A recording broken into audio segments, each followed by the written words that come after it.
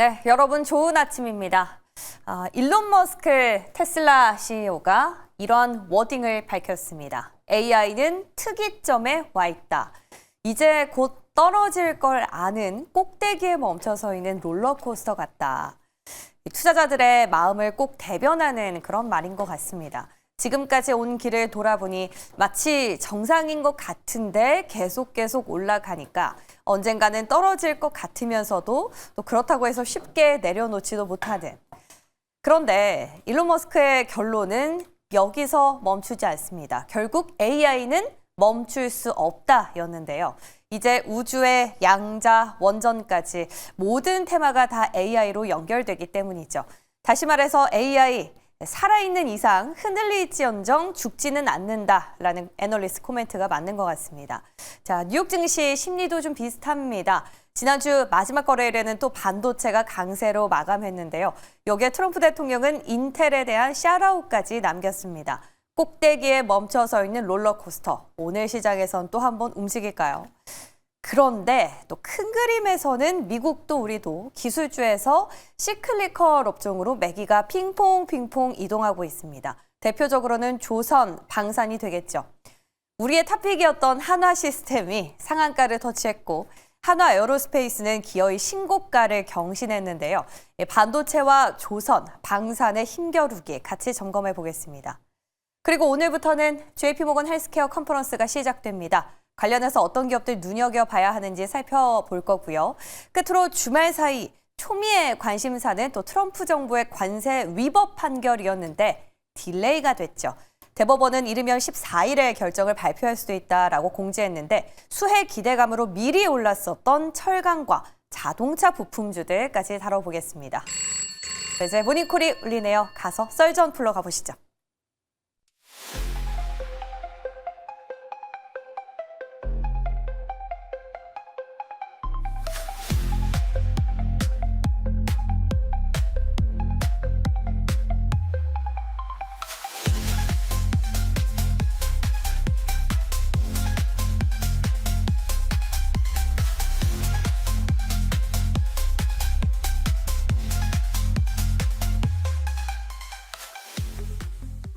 네, 한 주를 새롭게 시작하는 월요일 아침입니다. 퍼스트프라임 리서치 이동근 대표와 함께하겠습니다.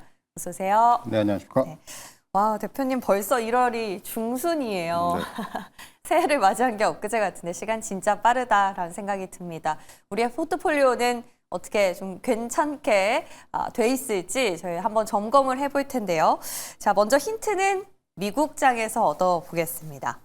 자, 필라델피아 반도체 지수가 뉴욕 증시에서는 또 한 번 강세로 마감됐습니다. 트럼프 대통령은 인텔이 아주 잘하고 있다라고 샤라웃까지 남겼는데요. 자, 오늘 우리 증시에 인텔이 좀 악영향을 미칠까요? 아니면 전체적인 분위기로 반도체를 상승하게 하는 끌어가는 트리거가 될까요? 인텔이 악영향을 미칠 건 별로 없을 것 같아요. 사실 뭐 지금 인텔이 잘한다는 표현은 그냥 네. 지금 트럼프 대통령이나 아니면은 미국 전체 또는 더 나아가서는 이제 엔비디아 같은 회사들까지 인텔 밀어주기가 본격화되고 있다라고 보시면 될 것 같고요. 네. 인텔이 잘해서라기보다는 인텔이 잘해야지만이 미국의 반도체 산업이 살아날 수 있다라는 기대감이 있기 때문에 그 부분에 집중을 하는 것으로 판단을 하시면 될 것 같아요. 사실 뭐 지금 올해 연초 들어서 미국도 그렇고 우리도 그렇고 반도체 중심의 랠리가 이어지고 있는데, 그러니까 작년과 가장 다른 점은 M7의 주가는 별로 재미가 없는데 다만 반도체 업종, 특히 뭐 마이크론을 대표적으로 봐서 인텔이라든가 또는 그 아래 있는 뭐 글로벌 장비 회사들, 뭐 ASML이라든가 또는 이제 뭐 우리가 얘기하는 램리서치라든가 뭐 이런 회사들의 주가가 굉장히 좋단 말이에요. 결국은 지금은 반도체 업종이 독자적으로 이끄는 어떤 랠리가 나타나고 있는 거고요. 네. 뭐 인텔 같은 경우는 사실은 그런 생각이 들어요. 뭐 엔비디아가 이제 인텔에 50억 달러 투자하면서 4% 보유를 하면서 주요 주주가 됐고, 뭐 정부가 이제 지분을 많이 가지고 있고, 결국은 그럼에도 불구하고 인텔의 파운드리 기술력은 아직까지는 낮은 평가를 받고 있는 거죠. 아시겠지만 삼성전자가 훨씬 우위일까요?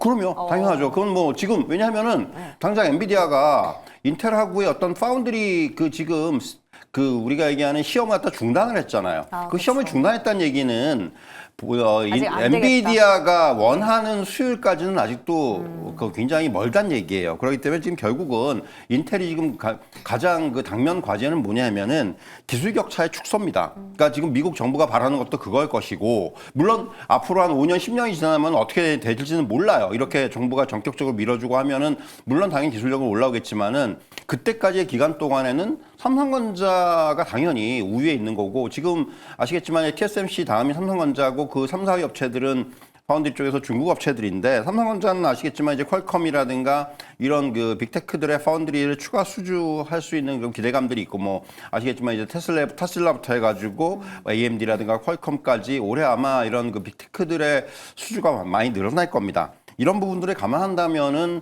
삼성전자가 올해는 아마도 파운드리 쪽에서의 점유율 확대라든가 이런 부분들이 본격화하지 않겠는가, 이런 말씀을 드릴 수가 있을 것 같습니다. 삼성전자는 계속 매수 타이밍으로 타이밍을 할 것도 삼성전자는 매수 없죠. 타이밍보다도 삼성전자는 결국은 지금 저는 주가는 네. 보유자의 관점이라는 생각이 들어요. 결국은 이제 매수라는 거는 어느 정도 좀 주가가 좀 눌렸을 때의 매수라고 생각을 하고요. 그러니까 결국은 삼성전자든가 SK하이닉스는 지금 포트폴리오에 반드시 가져가야 되는 종목이에요. 그러니까 다만 이제 신규 안 가지고 계신 분이 신규 진입을 하신다? 네. 그러면 이게 굉장히 이제 고민이 되는 거예요. 어느 시점에 사야 되는가 고민이 되는 거지. 네. 사실 지금은 포트폴리오에 삼성전자든가 SK하이닉스는 반드시 있어야 되는 종목이다. 이런 말씀을 드릴 수가 있겠어요. 그렇죠. 우리가 주식 투자의 기본적인 원리는 그죠? 조금 내려갔을 때 사고 올라갔을 때 팔아야 되는데 그 타이밍이 지금은 적절치는 않다라는 겁니다. 소부장은 어떻게 보세요? 이것도 마치 갈 것 같았는데 또 차트를 보니까 우하향으로 돌아선 기업들이 꽤나 많더라고요. 사실 많이 올랐죠.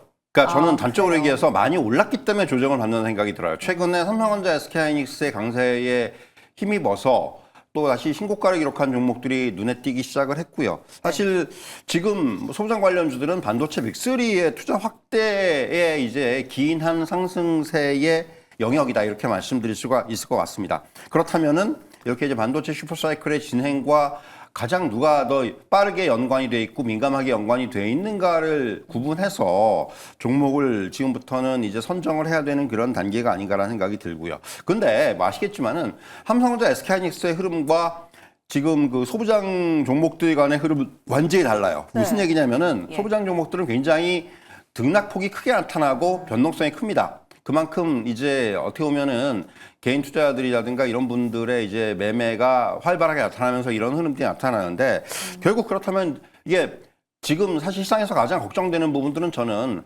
지금 안 가지고 있으면 큰일 날 것 같아서 부랴부랴 추격 매수를 하시는 분들이 지난주에도 굉장히 많았단 말이에요. 그런데 그런 분들이 과연 성과가 좋았느냐? 그건 아닐 거예요. 왜냐하면 특히 소부장 관련주들은 말씀하셨다시피 장 초반에 올라가다가 장 후반에 꺾이는 모습이 나왔어요. 무슨 얘기냐면은 지금은 조급한 추격 매수가 능사가 아니란 얘기죠. 그러니까 사익 기회를 안 줄 것 같지만 사익 기회를 줍니다. 그렇기 때문에 그 사익 기회를 줬을 때 매수하는 것이 지금은 가장 좋은 어떻게 보면은 대응 전략이 아닌가라는 생각이 들고요. 소부장은 지금 좀 눌린 기회라고 보진 않으세요?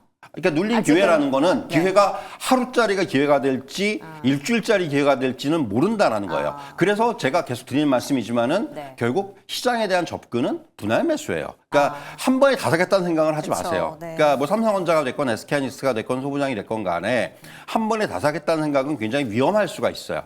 왜냐하면 그 가격 자체가 그러니까 나중에 되돌아보면은 그 가격이 고점이 될 수가 있기 때문에 지금은 항상 뭔가 이런 특히 그 시장을 주도하고 있는 반도체 업종이라든가 이런 종목을 접근할 때는 철저하게 분할 매수의 관점이 필요하다, 이런 말씀을 드리도록 하겠습니다. HP, SP 같은 경우에는 계속 원래 저희가 한번 지켜보자 했었는데 여긴 개별 이슈가 좀 있었던 것 같고요. 그 밖에 원익 IPS나 두산 테스나 테스 이런 기업들은 유효하신 거죠? 그럼요. 종목들은 지금 어떤 종목들이든지 간에 계속해서 어떤 이런 시장의 방향성이라든가 투자의 방향성은 유효하기 때문에 그런 쪽에서 접근을 할 필요가 있을 것 같고요.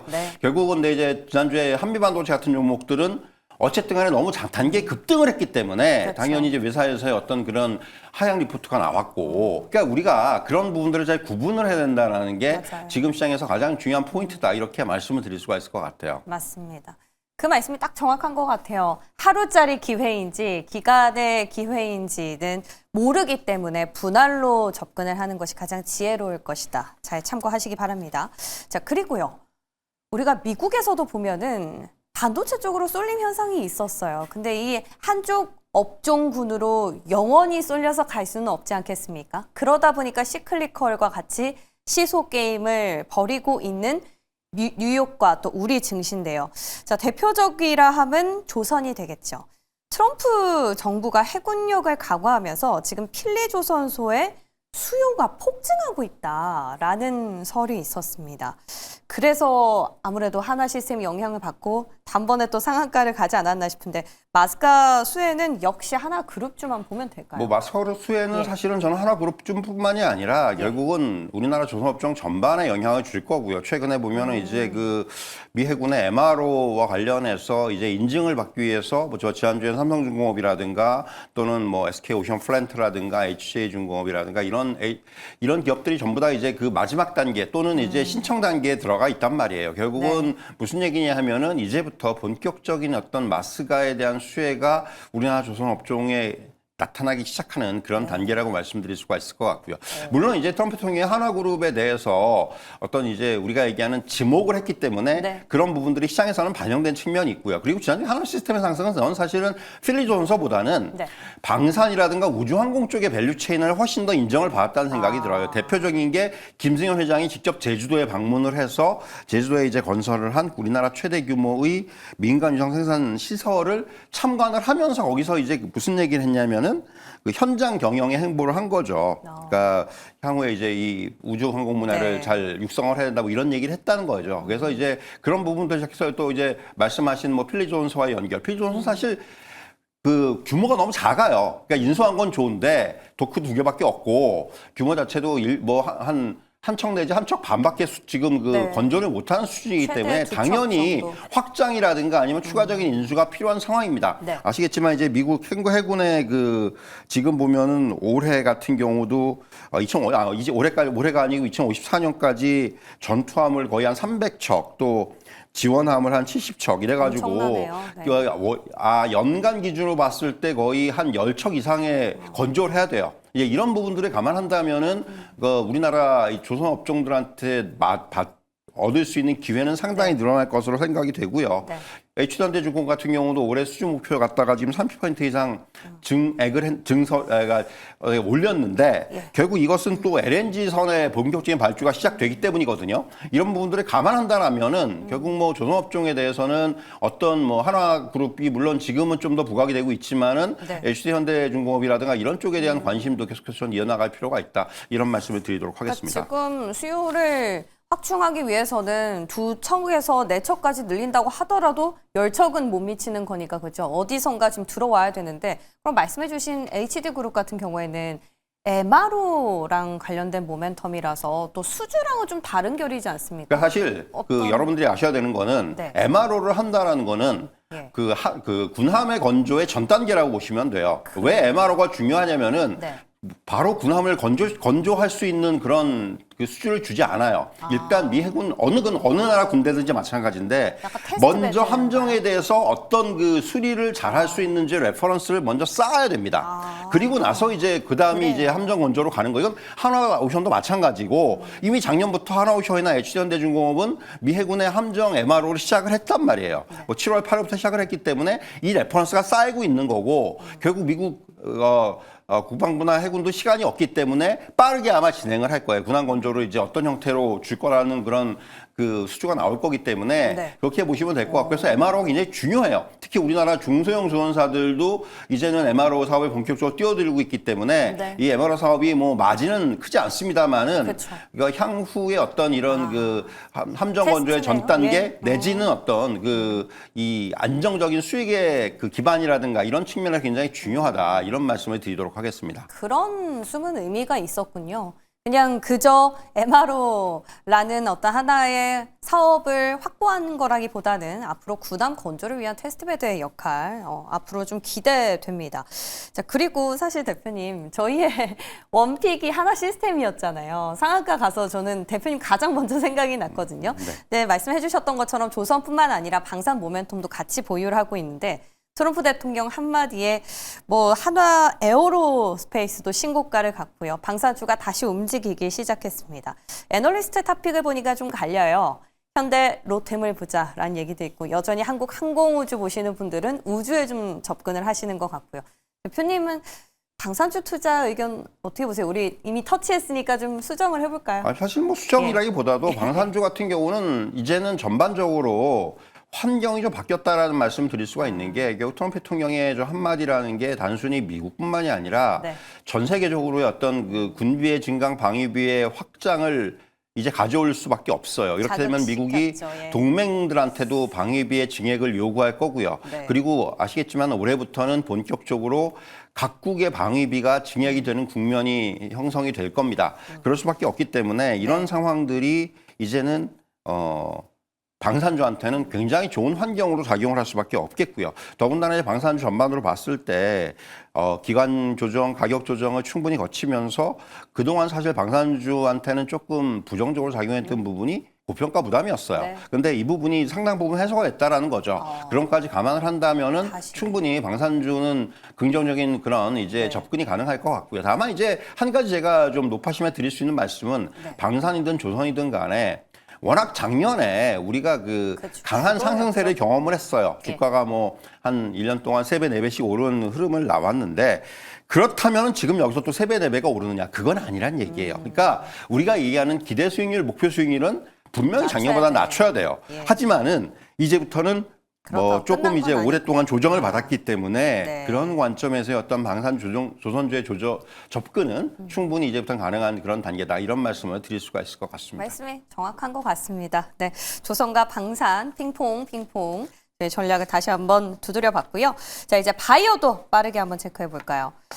알지노믹스, 알테오젠이 지금 뭐 기술 이전이 나올 거다라는 얘기가 시장에서 기정사실화되고 있습니다. 대표님은 어떤 기업을 보시겠어요? 뭐 사실 이제 JP 알지노믹스는 이미 네. 그 IPO 이전부터 시장에서 기술 이전 때문에 주목을 받았던 기업이고요. 굉장히 어떻게 보면 이제 그 기술 이전을 한 것을 가지고 IPO를 했기 때문에 그쵸. 이전의 바이오텍들하고는 좀 다른 다르죠. 어떤 그 경로를 밟고 있다 이렇게 보시면 될 것 같고 알테오젠은 사실 뭐 지금 뭐 그런 얘기들을 하고 있죠. 일부 그 학술지라든가 또는 이제 전문 뭐 지를 보면은 네. 이미 지금 계약이 한 10건 이상 그 대기를 하고 있는데 다만 첫 계약을 어떻게 할 건지가 중요하기 때문에 그래서 지금 발표가 지연이 되고 있다는 얘기들이 나오고 있어요. 이건 물론 확인해 봐야 되겠지만은 아마도 이번에 JP 모건 헬스케어에서 어떤 결과들이 나온지에 대해서 그 부분이 굉장히 중요하다 이런 말씀 드릴 수가 있을 것 같고요. 네. JP 모건 헬스케어 관련해서는 가장 주목해야 되는 종목은 뭐 삼성바이오로직스하고 리가켄바이오 정도를 꼽을 수가 있을 것 같아요. 왜냐하면 삼성바이오로직스 같은 경우는 이번에 이제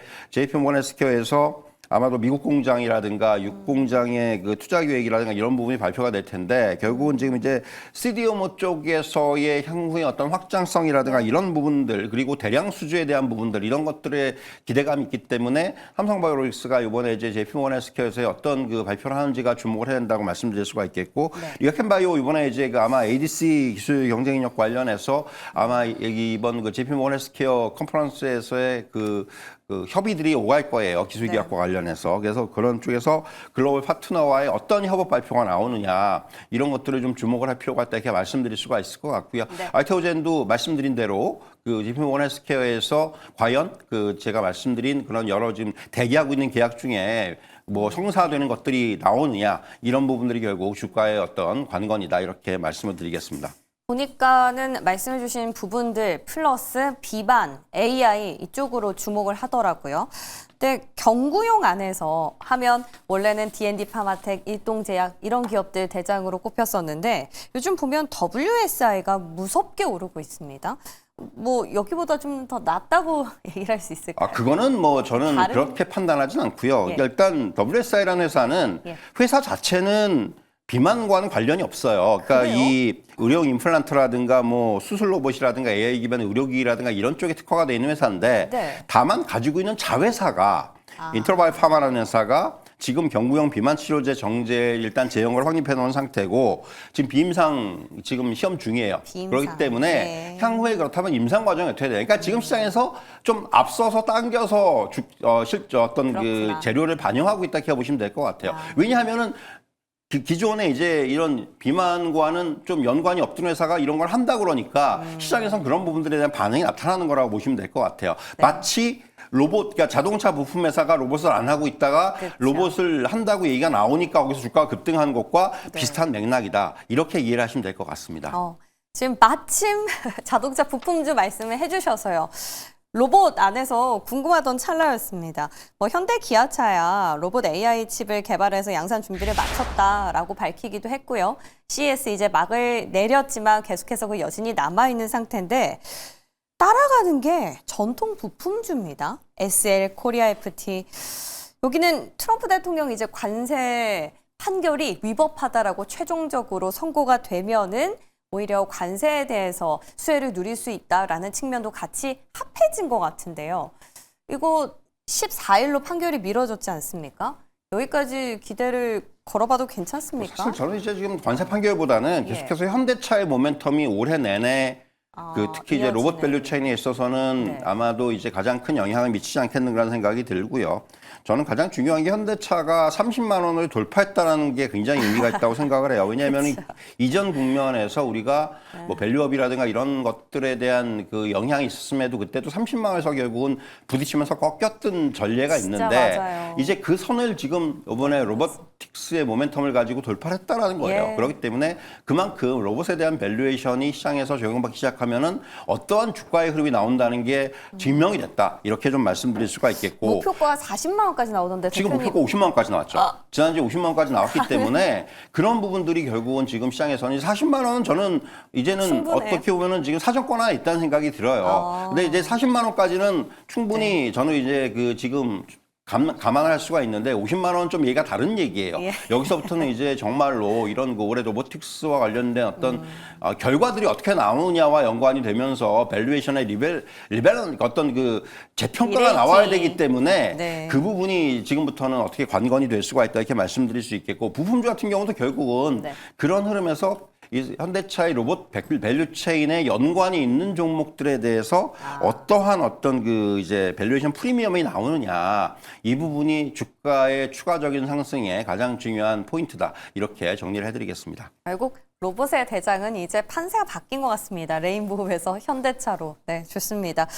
자, 이렇게 해서 오늘도 저희가 여러 가지 얘기를 나눠봤는데요. 오늘 시장에서는 어떤 포인트에 좀 주목하면 좋겠습니까? 사실 지난주 같은 경우는 코스피 지수가 일주일 내내 올랐어요. 그러면서 이제 뭐 하루에 거의 100포인트씩 오르는 상황들이 나왔는데 그러니까 이 시장에서는 조금 이제 앞에서도 말씀했지만 우려가 되는 게 그러니까 주식을 안 갖고 있으면 큰일 나겠다라는 그런 심리들이 좀 확장이 되는 것 같아요. 네. 사실 이거는 좋은 측면도 있지만은 부정적인 측면도 우리가 배제할 수가 없습니다. 그렇죠. 네, 지금 사실 시장은 또 이제 원화 약세가 다시 강화가 되고 있다라는 점. 그러니까 원달러 환율 1,420원까지 떨어졌다가 1,450원대를 다시 돌파했단 말이에요. 네. 또 이제 관세 판결에 대한 불확실성이라든가 또 이제 외국인의 수급도 최근에 보면 다시 매도로 돌아서기 시작을 했다라는 부분. 이런 것들이 추가 랠리의 변수라고 말씀드릴 수가 있겠고요. 그러니까 결국은 저는 지수가 어느 정도 많이 올라왔기 때문에 이 매물 소화의 가능성은 상당히 좀 커졌다. 이렇게 말씀을 드리겠고요. 다만 지금 시장의 유동성이 워낙 풍부한 상황이고 그리고 네. 이제 무엇보다도 반도체 중심의 이익 모멘텀도 확대가 되고 있는 상황이기 때문에 이런 부분들을 감안한다면은 조정이 나온다면 역시 어떻게 보면 이제 변동성을 이용한 그 분할 매수의 전략은 충분히 유효하지 않겠는가 이런 말씀을 좀 드릴 수가 있을 것 같습니다. 조급함은 투자에 유익한 마음은 아닌 것 같아요. 그죠? 오늘 하루로 판단하거나 서두르지 않고 저희는 장기적인 관점에서 분할 매수라는 지혜로운 접근을 선택해 보도록 하겠습니다. 오늘 도움 말씀 고맙습니다.